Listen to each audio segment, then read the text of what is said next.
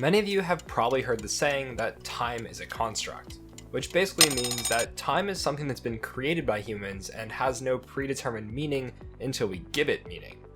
In real life, we inherently understand the value of time. It takes us so long to get to work or to cook dinner. We know what an hour feels like.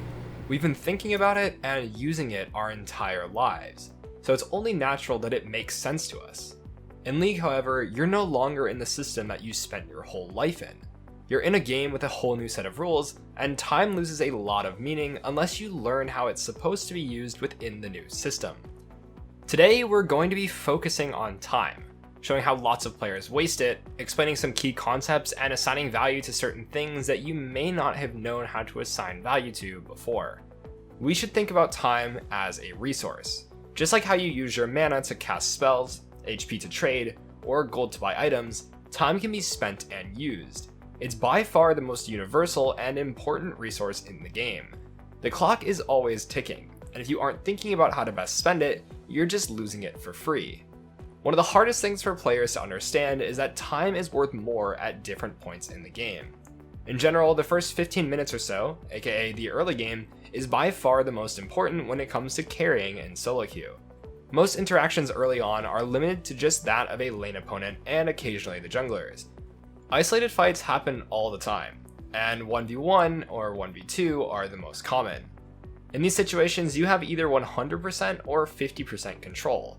But when late game happens and most fights are 4v4 or 5v5, suddenly you're only 20% of your team, and you basically go from driving the car to watching it crash while you're sitting in the back seat. Experience is also more important in the early game, as the difference between someone at level 1 and level 2 is massive, and the difference between level 17 and 18 is less so.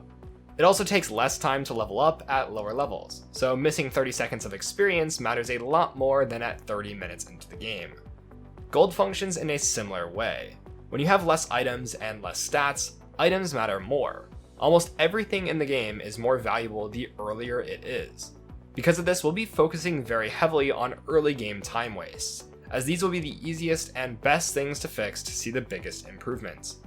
Additionally, different roles are more guilty of time waste than others. For example, laners just sitting in a lane may be a waste of time in a general sense, but at the very least they're getting experience for being around minions dying. We can obviously optimize this by getting last hits or by doing other things at the same time, like taking plates.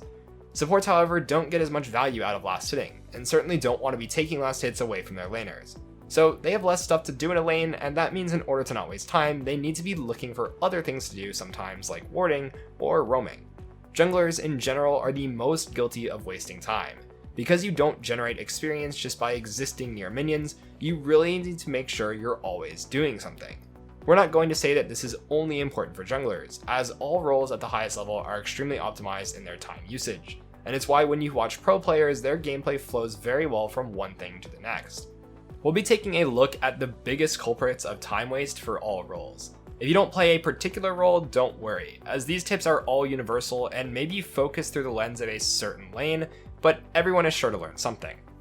Starting off with jungle, the first thing we need to mention is that clears are extremely important, especially for junglers but laners too, as whenever you take jungle camps, you need to know the best way to take them. We won't focus on it here because we've released videos specifically devoted to time waste that happens during clears. But just know that when comparing lower elo players to challenger, they waste on average anywhere from 15 to 30 seconds just in a full clear. Since you're clearing camps continuously throughout the game, that's a lot of time. One of the main mistakes that junglers make is by having very inefficient pathing. Obviously, saying something is inefficient doesn't really explain how, so let's get into that. In our first example clip, we have a Plat Evelynn versus a Lee Sin. Eve is really scared that Lee Sin will invade her jungle, so to counteract this, she starts at blue and immediately goes to her red. This may seem like a pretty logical decision, as we get both buffs off the map and are less likely to die if Lee decides to invade our camps. However, this kind of thought process is often a trap. We need to assign value to everything that we're choosing to spend our time on. In late game, blue buff may be extremely valuable, but early game, it's again mostly about keeping up in experience and gold, and minor camps are worth more. In order to understand this, we need to talk about rubber banded experience. Jungle camps spawn in at the average level of the game, which means at the start of the game, everything is level 1, and as they're killed, they level up. This means that when our camps are up, we are inherently going to lose value from them as time progresses. By doing a route like this, we are not cycling any of our minor camps. Buffs take longer to respawn, so they don't benefit as much from the value of leveling up, as spending time to kill them now means less payoff down the line. Think about killing camps like an investment. When you clear out your jungle, you're spending your time to increase the value, meaning that camps that respawn more often will give us more bang for our buck. Something like starting red and doing Krugs and Raptors immediately means that we'll have minor camps down and respawning almost immediately, and it's why you see every meta route clear out a minor camp as soon as the starting buff is dead. We shouldn't really care if Lee Sin takes our blue in this situation because he would be creating a similar problem on his side of the map. If he goes red straight to our blue, for example, he's going to be leaving his entire jungle up and nothing will be respawning. This dynamic is the main driving force behind what makes junglers' time management so important, and it also means that our time as a jungler shifts in value based on what's up and down on the map. Invading and stealing a buff is usually great, but not so much when you're leaving an entire jungle up. A question that everyone should ask themselves before doing anything is, what am I giving up to do this? Sequencing camps in a line to optimize this and save time is huge, and that doesn't mean that you have to full clear. In this example, Nocturne gets into a fight at level 1 and then decides to do red Raptors and Krugs and then recall. The order of this is really important. If Nocturne did red Krugs Raptors and based, he would waste time. Why do you think that is? Nocturne's path will allow him to sequence his camps in the future. After recalling and doing something like bot crab into blue, he could clear Gromp, then Wolves, and then due to killing Raptors earlier, that will be the next camp respawning, making it easy to walk in a short path to get to it. If he had done Krugs, he would have to walk by his Raptor pit and then eventually double back, wasting a lot of movement and time. Worst of all, this rotation in camps will stay like this. Every time he wants to come back and do these camps as they're coming up, he will just have to make the same time waste that he just made over and over again. Desyncing camps like this is actually a high-level counter jungling technique, as junglers will invade and clear one camp completely while leaving another partially taken. This will cause the same effect as Nocturne would have caused before, as their camps will then be permanently desynced unless the enemy jungler wants to purposely wait and waste time for both to come up. Either way, there isn't a fix without some sort of time waste, and at a high level, that time waste gets abused extremely hard by the opponent. Let's talk about another really important concept for all roles that I like to call active and inactive time. To do this, let's just use an example of a bot lane matchup. Vayne and Karma take a lot of poke early on in this lane. It's all they can do just to survive and catch CS under tower.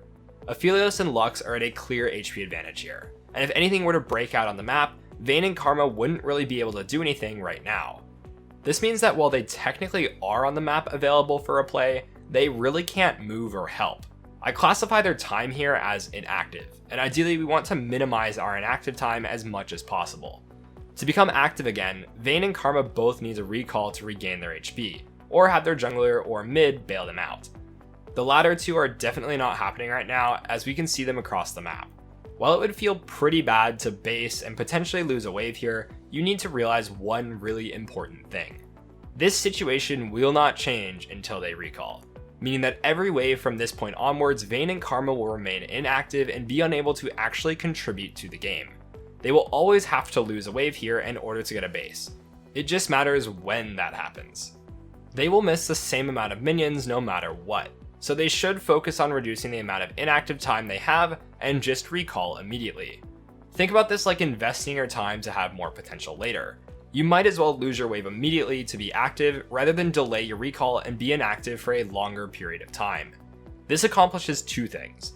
One, we become active again like we planned. And two, if the enemy team doesn't preempt their recall immediately as Vayne and Karma base, they will actually go from being the active ones to the inactive, and this whole dynamic will switch around. It forces the enemy to do the correct play in order to keep their advantage. After all, Lux and Aphelios' advantage right now is having more health. If suddenly that advantage goes away, and they're now down in health and items, they lose. Their way to win would be to push in, secure a base timer, and come back to lane with a slight XP advantage, while the health and items get neutralized. Creating situations where the enemy has to do the correct play in order to win is how you turn the tide in your favor. You're essentially testing them on if they know how to proceed. and in most cases the enemy laners will fail that test if they're quizzed often enough. In this game, the inevitable eventually happens, and to make matters worse, 6 minutes of the valuable early game has already passed, with blue team's bot lane never quite finding footing to do anything. As a jungler or other laners here, you should try to recognize when your teammates are not active and then try to bail them out, or avoid making plays around them altogether. So this is important for all roles to be able to see. Inactive time can be caused by having lots of gold and not buying items, having no mana, or having no HP. Resetting often and at good timers is how you avoid this, and a lot of players don't see how damaging it can really be. Junglers are guilty of this too by full clearing too often when they need to be on map with items to get to a play. Staying in jungle may seem okay if you don't die, but you can't really do proactive plays either, and sometimes you will just get punished, just how Elise was punished with her mid laner dying in this game. Let's switch perspectives to Cassio from the same game. She's fresh off a recall with full mana and full health, and her team comes to help and kills the enemy laner. At this point, she's used up a decent chunk of her mana and health bar, and if you apply what you learned from our last example here, we should realize that once Sion comes back to lane, he's actually going to be at an advantage. Taking plates too early is an extremely critical mistake that tons of players make. It's tempting to get gold here, but in doing so you need to think about what you're giving up to do it. You're using that time that you could be spending to base to get gold instead, and gold doesn't do anything unless you recall. With limited resources and Sion being as strong as he possibly can be right now, Cassio stays on the map, and to get another good recall timing she has to shove out this wave and the next one. That can be a lot to ask when you've already spent a lot of what you have available. Fortunately, her team does come to bail her out, but in solo queue this is really rare and not something that you can rely on. Think about if Cassio was alone here. That advantage she got from the first kill would be completely gone. She could die here or just be forced to recall at a bad timing, losing the wave and plates as well. In the blink of an eye, you can go from winning to losing. Think about how you're spending your time, and before every action, ask yourself what else you could be doing instead. And remember, if you want to improve fast and get the rank you've always wanted, then check out SkillCapped.com, link in the description below. Otherwise, you know the deal. Make sure to like, subscribe, and hit the bell icon to get more premium guides with one goal in mind, helping you become a better player. We here at SkillCapped want to thank you for watching, and we'll catch you in the next one.